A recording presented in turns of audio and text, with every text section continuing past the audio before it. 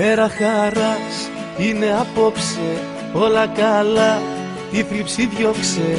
Έλα παιδιά να οργανωθούμε και τις ευχές μας να μοιραστούμε. Βάζω φωνή και μαεστρία, βάζω τα λόγια και ευαισθησία. Μια μουσική φτάνει στα αυτιά μου και τραγουδώ απ' την καρδιά μου.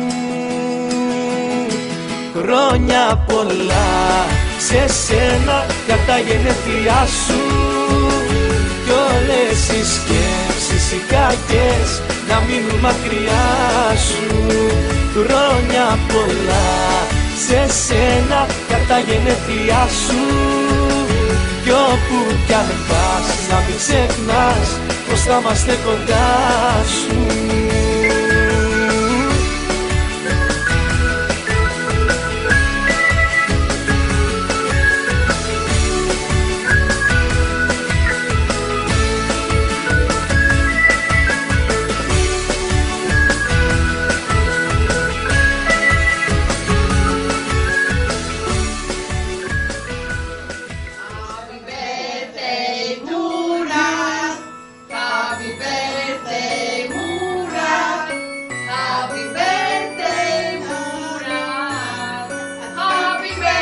Μέρα χαράς είναι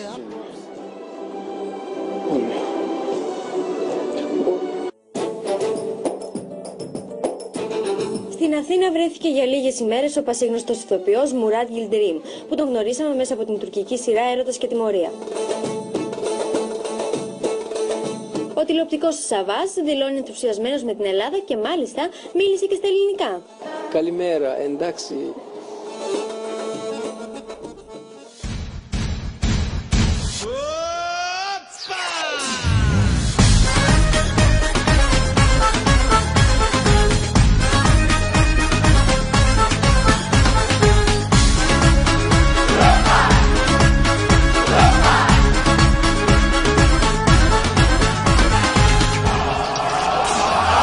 Έκαψα το χθες, νύχτες μου παλιές, θρύψαλα οι αναμνήσεις έγιναν κι αυτές.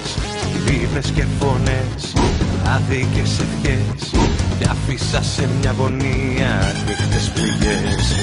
Έκαψα το χθες, νύχτες μου παλιές, όνειρα και εφιάλτες ρίχνω στις φωτιές.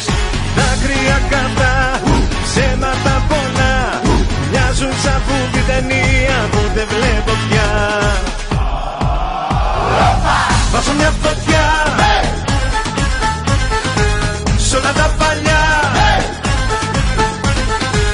όλα θα τα αλλάξω και θα το φωνάξω.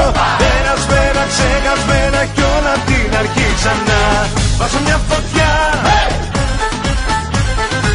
σ' όλα τα παλιά, όλα θα τα αλλάξω και θα το φωνάξω. Περασμένα, ξεχασμένα κι όλα απ' την αρχή ξανά.